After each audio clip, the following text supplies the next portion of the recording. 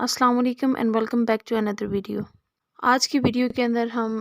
Anglo Norman period کو discuss کریں گے۔ اس پیریڈ کے دوران لٹریچر کیسا تھا، اس سب کو آج ڈسکس کریں گے۔ جب اینگلو سیکسن پیریڈ اینڈ ہوا، اور اس کے اینڈ ہونے کی وجہ یہ تھی کہ نارمینڈی فرانس کے لوگوں نے آ کے اینگلو سیکسن کنگ کو ڈیفیٹ کیا تھا اور وہاں پر قبضہ کر لیا تھا۔ اب چینجز آئی تھی پولیٹیکل بھی، اور اسی طرح لٹریچر کے اندر بھی چینجز آئی تھی، اور یہ ٹائم پیریڈ سٹارٹ ہوتا ہے 1100 AD 1500 تک۔ اب پولیٹیکل چینجز اس طرح آئی تھی کہ کنگ چینج ہو گیا تھا، اور جیسے ہی کنگ چینج ہوا تو بہت سے پولیٹیکل سسٹمز وغیرہ بھی چینج ہو چکے تھے۔ اب انگلش لٹریچر اس طرح چینج ہوا تھا کہ جیسے کنگ کا ٹیسٹ چینج ہوا تھا، کنگ کے سینٹیمنٹس چینج ہوئے تھے، اسی طرح اس کے اکارڈنگلی لٹریچر بھی چینج ہو چکا تھا۔ اب اینگلو سیکسن پیریڈ کے اندر ایسا ہوا تھا کہ فیوژن ہوا تھا دو ٹرائبس کا، اور اب ایسا ہوا کہ ان دو ٹرائبس کے ساتھ ایک اور فیوژن ہو گیا، فرانس آ گیا۔ فرینچ جتنا بھی لٹریچر تھا، فرینچ کے لوگوں کی کوالٹیز اور لائف سٹائل، ہر چیز کا امپیکٹ ہونے لگا لٹریچر کے اوپر۔ اور دیکھا جائے تو اس پیریڈ کے دوران بھی جتنا بھی لٹریچر تھا وہ آرٹسٹک بھی تھا، اور اس کے ساتھ ساتھ ریلیجیس بھی تھا۔ اور لیٹن اس دور کے اندر برٹن کے اندر سے بالکل ختم ہو چکی تھی، انگلینڈ کے اندر سے۔ ایسا ہے کہ جب تک اینگلو سیکسن پیریڈ تھا تو وہ اپنے آپ سے سیٹسفائیڈ تھے، ان کی جو لائف تھی وہ اس سے سیٹسفائی تھے، اور وہ کچھ بھی نہیں چاہتے تھے باہر سے کچھ آئے۔ لیکن جب فرینچ کے لوگ آئے، فرینچ آئے، تو ایسا ہوا کہ انہیں ایک ایکسٹرنل سٹیمولائی ملا، ایک ایکسٹرنل چینج ملا، جس کا بہت زیادہ امپیکٹ ہوا نیشنل لائف کے اوپر۔ اور جو وہاں کے کامن پیپل تھے وہ اس سے انسپائر ہوئے اور گریٹر فیوچر کے بارے میں سوچنے لگ گئے، اور وہ سب یونائٹڈ ہو گئے کامن ہوپ کے تھرو۔ اور ایسا ہوا کہ اس سب کے دوران وہ بھول گئے سب کو کہ وہ اینگلو سیکسن ٹرائب سے تھے، اور فرینچ کے ساتھ اس وقت بالکل گھل مل گئے تھے، اور ان کے ملنے سے یہ پورا ایک کمپلیٹ نیشن بن چکا تھا۔ اب لٹریچر کی بات کی جائے تو جب نارمنز آئے تھے وہ صرف اپنے ساتھ سولجرز نہیں لکھ رہے تھے، بلکہ اپنے ساتھ اسکالرز لے کر آئے تھے، کچھ کرونیکلز رائٹرز لے کر آئے تھے، ایڈونچررز لے کر آئے تھے، سنگرز لے کر آئے تھے جو سانگز گاتے تھے لو کے اور ایڈونچرز کے، آرٹسٹ، ٹریڈرز، بہت سے لوگ لے کر آئے تھے۔ اب دیکھا جائے تو اینگلو سیکسن اور اینگلو نارمن پیریڈ کے اندر جو بڑا ڈفرینس یہ ہے کہ اینگلو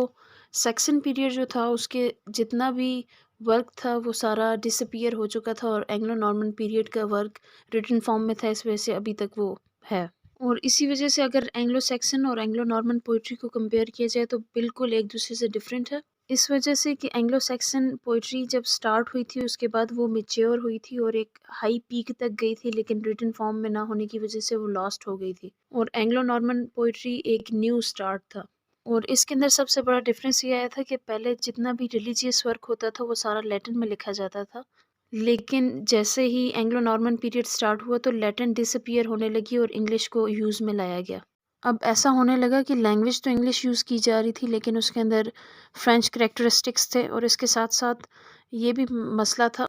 کہ زیادہ تر ایسے رائٹرز نے کام لکھا تھا جنہوں نے اپنا نام ہی نہیں مینشن کیا تھا، اسی وجہ سے بہت سے ورک انانیمسلی ہیں، جس کی مین ریزن یہ ہے کہ اس دور میں یہ سمجھا جاتا تھا کہ انڈیپینڈنٹ ہونا ایک فالٹ ہے، ایک اوفینس تھا ان کی نظروں میں، تو اس وجہ سے لوگ اپنا نام نہیں لکھتے تھے اپنے ورک کے ساتھ۔ اینگلو نارمن پیریڈ کی لٹریچر کی بات کی جائے تو تب اس دور کے اندر رومانسز بہت زیادہ فیمس ہو گئی تھیں۔ رومانسز ایسی شارٹ سٹوریز ہوتی تھیں جن کے اندر وہ اپنے ہیرو، ہیروئنز، کنگ، آتھرز، وار کے بارے میں، جس طرح war of try, mythical stories وغیرہ ہوتی تھی، اور ان کا سورس یہ تھا کہ انہیں لیٹن اور فرینچ سے بورو کیا ہوا تھا، اور اس ایج کے اندر رومانسز کو بہت زیادہ پسند کیا جاتا تھا۔ رومانسز کے اندر زیادہ فوکس سٹوری کے اوپر ہوتا تھا بجائے پوئٹری کے، اور اسی وجہ سے اس کی سٹوری بہت اچھی ہوتی تھی اور پوئٹری کا وہ معیار نہیں ہوتا تھا۔ ایک اور فیچر اس ایج کا یہ کہ اس ایج کے اندر میریکل اور موریلٹی پلیز بھی بہت زیادہ فیمس تھے۔ میریکل پلیز ایسے پلیز ہوتے تھے جن کا تھیم، سینٹرل آئیڈیا بائبل سے لیا جاتا تھا، اور وہ ریلیجیس ہوتے تھے،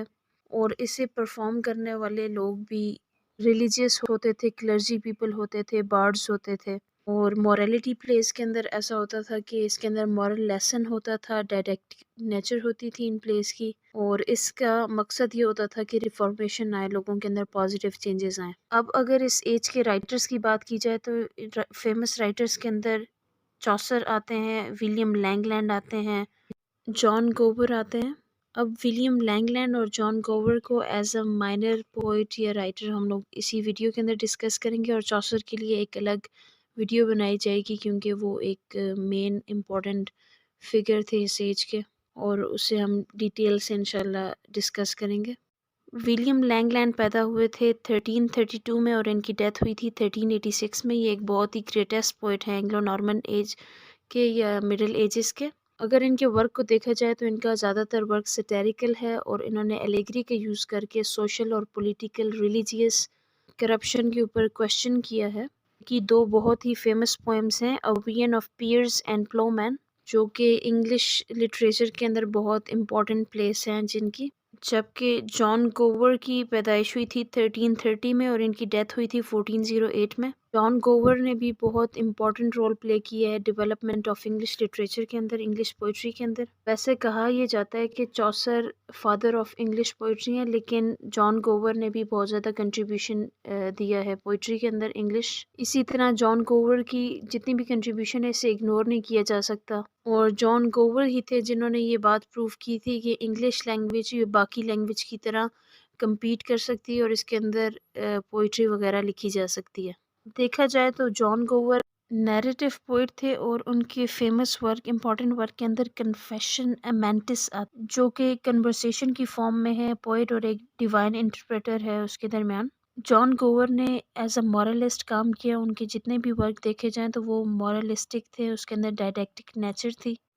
امید ہے آپ کو اینگلو نارمن پیریڈ کی اور اس ٹائم کی لٹریچر کی سمجھ آ گئی ہوگی۔ اگر اس سے ریلیٹڈ کسی بھی قسم کے کویشچن ہے تو آپ پوچھ سکتے ہیں کمنٹ سیکشن کے اندر، اور باقی جیوفرے چوسر کے بارے میں انشاءاللہ ابھی نیکسٹ ویڈیو آئے گی جس کے اندر ہم ڈیٹیل میں چوسر کے بارے میں بات کریں گے، کیونکہ چوسر کا کہا جاتا ہے کہ وہ فادر آف انگلش پوئٹ ہیں یا پوئٹری ہیں،